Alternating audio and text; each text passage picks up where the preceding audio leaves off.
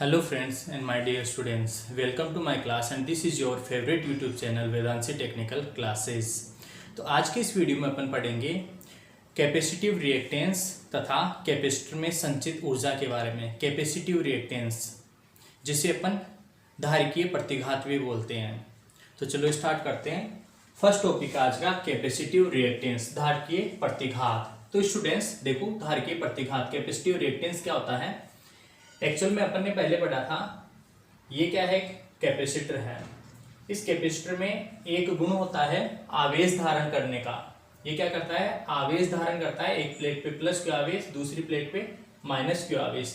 तो ये जो आवेश धारण करने का गुण है, इसको अपन इसका कैपेसिटेंस बोले थे। C बराबर अपन ने देखा था epsilon not A upon D, या फिर C बराबर अपन ने देखा था Q बटे V।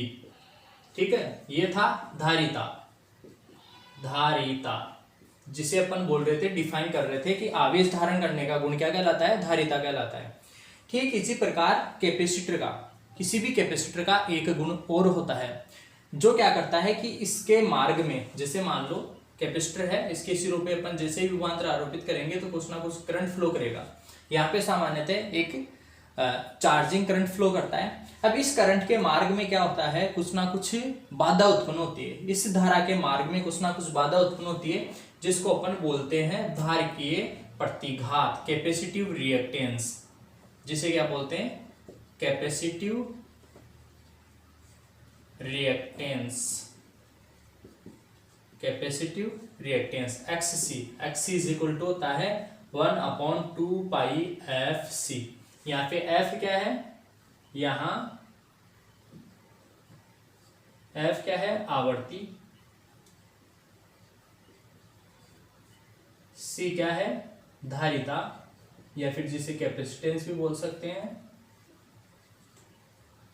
कैपेसिटेंस, धारिता। ठीक है, पाई क्या है, पाई एक कांस्टेंट है जिसकी वैल्यू 22/7 या फिर 3.14 है, राइट। तो इस प्रकार अपन कैपेसिटिव रिएक्टेंस को डिफाइन करते हैं।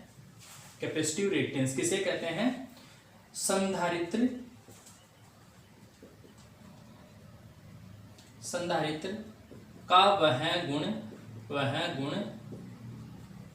जिसके कारण वह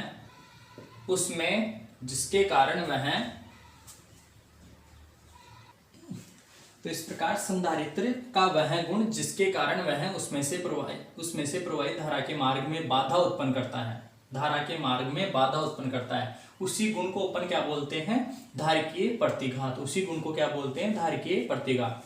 देखो दोस्तों ध्यान दो, धारा के मार्ग में बाधा, धारा बह रही है, धारा के मार्ग में जो बाधा उत्पन्न होगी, संधारित्र जो बाधा उत्पन्न करेगा धारा के मार्ग में, उसी को अपन क्या बोलेंगे, कैपेसिटिव रिएक्टेंस बोलेंगे। उसी को अपन क्या बोलेंगे, कैपेसिटिव रिएक्टेंस। धारा के मार्ग में बाधा, तो क्या मैं इसको ये बोल सकता हूं कि एक तरीके से कैपेसिटिव रिएक्टेंस क्या है, कैपेसिटर का प्रतिरोध है। कैपेसिटर का क्या है, प्रतिरोध, यानी कि कैपेसिटर का जो प्रतिरोध है वही क्या कहलाता है, कैपेसिटिव रिएक्टेंस कहलाता है। इसका फॉर्मूला होता है XC बराबर 1/2 पाई FC। यानी कि अपन इस फॉर्मूले से ये लिख सकते हैं कि XC जो कैपेसिटिव रिएक्टेंस है वो इनवर्सली प्रोपोर्शनल होता है, या फिर व्युत्क्रमानुपाती होता है आवर्ती के। आवर्ती के क्या होता है, व्युत्क्रमानुपाती। आवर्ती के व्युत्क्रमानुपाती होता है। यस, नोट करो यहां तक। नेक्स्ट है दोस्तों, संधारित्र में संचित ऊर्जा।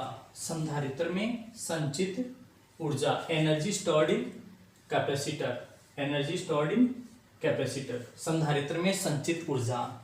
तो जैसा कि स्टूडेंट्स अपन ने पढ़ा था, इंडक्टर भी क्या करता है, एनर्जी स्टोर करता है। इंडक्टर भी एनर्जी स्टोर कर रहा था, और इंडक्टर जो है वो चुंबकीय क्षेत्र के रूप में ऊर्जा संचित कर रहा था। ठीक उसी प्रकार कैपेसिटर क्या करता है दोस्तों, संधारित्र जो है वो विद्युत क्षेत्र के रूप में ऊर्जा संचित करता है। विद्युत क्षेत्र के रूप में, इलेक्ट्रिक फील्ड के रूप में। किस रूप में, इलेक्ट्रिक फील्ड के रूप में। आप इसको ऐसे भी याद कर सकते हो। देखो, संधारित्र जैसे अपन वोल्टेज आरोपित करेंगे तो आवेश संचित करेगा, और आवेश क्या एक तरीके से, आवेश क्या करता है, एक तरीके से विद्युत क्षेत्र उत्पन्न करता है। आवेश क्या करता है, विद्युत क्षेत्र उत्पन्न करता है। तो इस प्रकार इस वजह से अपन कह सकते हैं कि जो संधारित्र है वो विद्युत क्षेत्र के रूप में ऊर्जा संचित करता है, विद्युत क्षेत्र के रूप में ऊर्जा संचित करता है। अब देखो संधारित्र में जो संचित ऊर्जा है वो ज्ञात करने के लिए अपन फॉर्मूला अप्लाई करते हैं, E C is equal to 1/2 CV square, E C is equal to 1/2 CV square.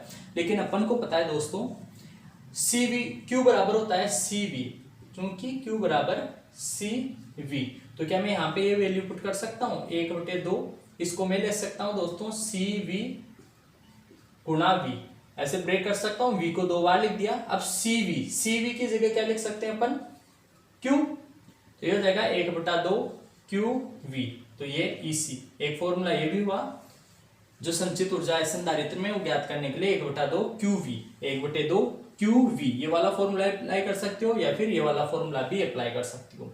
इसके अलावा देखो फिर से अपन V बराबर अपन अप्लाई कर सकते हैं पुनः,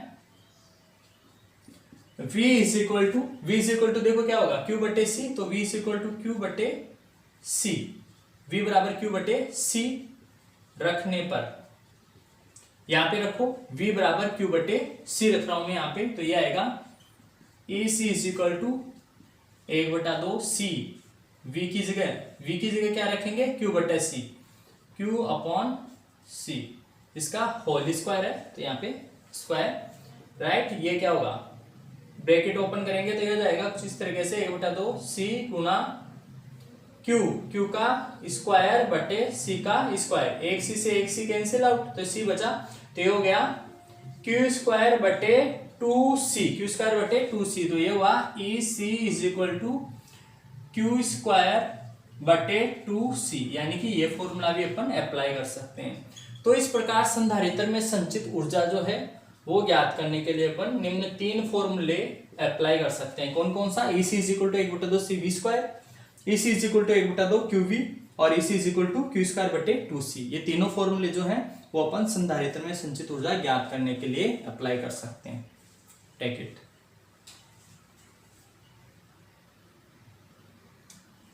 लास्ट वाला फॉर्मूला है EC is equal to Q square बटे 2C। तो नेक्स्ट स्टूडेंट्स कुछ एग्जांपल्स क्वेश्चंस करते हैं अपन। फर्स्ट क्वेश्चन है देखो, यदि 1 फेरेड धारिता वाले संधारित्र को 50 हर्ट्ज सप्लाई से जोड़ा जाता है तो कैपेसिटिव रिएक्टेंस ज्ञात करो। क्या बोल रहा है कि 1 फेरेड यानी कि धारिता कितना है 1 फेरेड, 50 हर्ट्ज, फ्रीक्वेंसी कितनी है 50 हर्ट्ज, इस सप्लाई से जोड़ा जाता है तो कैपेसिटिव रिएक्टेंस XC की वैल्यू अपन को फाइंड आउट करनी है। तो XC इज इक्वल टू क्या होता है 1/2 pi FC, X is equal to 1/2 pi FC, तो 1/2 पाई F कितना है दोस्तों 50, C कितना है 1, तो आ जाएगा देखो 50 एकम 50 और इसको 2 से गुणा करेंगे तो 100, तो ये आएगा 1/100 पाई, 1/100 पाई मात्रक होता है इसका ओम। कैपेसिटिव रिएक्टेंस का मात्रक होता है दोस्तों ओम। नेक्स्ट देखो 100 माइक्रोफेरेड धारिता वाले संधारित्र को 20 वोल्ट सप्लाई से जोड़ने पर उसमें संचित ऊर्जा ज्ञात करो। धारिता कितनी है दोस्तों 100 माइक्रोफेरेड, वोल्टेज कितना है, वोल्टेज अपन आरोपित कर रहे हैं 20 वोल्टेज, वोल्टेज कितना आरोपित कर रहे हैं 20 वोल्टेज, तो उसमें संचित ऊर्जा ज्ञात करनी है अपन को। तो EC is equal to 1/2 CV square, ये वाला फॉर्मूला अप्लाई करेंगे, C और V गिवन है तो 1/2 CV स्क्वायर, C कितना है 100 माइक्रोफेरेड, तो माइक्रो को अपन लिख सकते हैं 100 गुणा माइक्रो, माइक्रो का मतलब है 10⁻⁻6, माइक्रो मतलब 10⁻⁻6 गुणा V स्क्वायर, V कितना है 20, तो 20 का स्क्वायर मतलब 20 गुणा 20। अब यहां से देखो 2 से ये कटा 10, ठीक है, ये देखो 1 2 और ये कितना 200 गुणा 100 कितना हो जाएगा 20,000, 20 गुणा 10 200 गुणा 100 20,000 इंटू 10⁻⁻6, तो ये हो जाएगा देखो 10 की घात 4 है, 10 की घात 4 से 10 की घात -6 कैंसिल आउट होंगे तो 10 की घात -2 बचेंगे, यानी 2 गुणा 10 की घात -2, तो ये हो गया लगभग 2/100, तो ये आएगा आंसर 0.02 जूल, 0.02 जूल।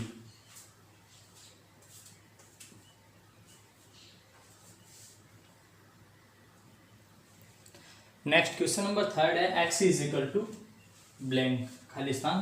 तो x इज इक्वल टू अभी अपन ने पढ़ा x इज इक्वल टू होता है 1/2 पाई एफ सी। तो फर्स्ट ऑप्शन रॉन्ग है, सेकंड ऑप्शन भी गलत, थर्ड ऑप्शन भी गलत, fourth option right. x is equal to 1/2 pi F C. x is equal to 1/2 pi F C. Capacitive reactance xc का मात्रक। तो कैपेसिटिव रिएक्टेंस का मात्रक होता है ओम। कैपेसिटिव रिएक्टेंस क्या है? कैपेसिटर का प्रतिरोध। इसी वजह से इसका मात्रक भी होता है ओम। जिस प्रकार प्रतिरोध का मात्रक होता है ओम, ठीक उसी प्रकार कैपेसिटिव रिएक्टेंस का मात्रक भी ओम होता है दोस्तों। नेक्स्ट देखो, निम्न में से सत्य कथन है। तो EC is equal to 1/2 CV²। B option है EC is equal to 1/2 QV और सी ऑप्शन है EC is equal to 1/2 Q²/C और ऑप्शन डी है ये सभी। तो अभी अपन ने पढ़ा था कि जो संधारित्र में संचित ऊर्जा है उसके लिए ये तीनों फॉर्मूले राइट होंगे। तो इसका राइट आंसर होगा ऑप्शन डी, ये सभी। ठीक है, तो आज की वीडियो में इतना ही। Thanks for watching. अगर हमारी वीडियोस आपको पसंद आ रहे हैं तो आप ज़रूर इस चैनल को सब्सक्राइब करें, साथ ही साथ अपने दोस्तों को अधिक से अधिक संख्या में शेयर करें।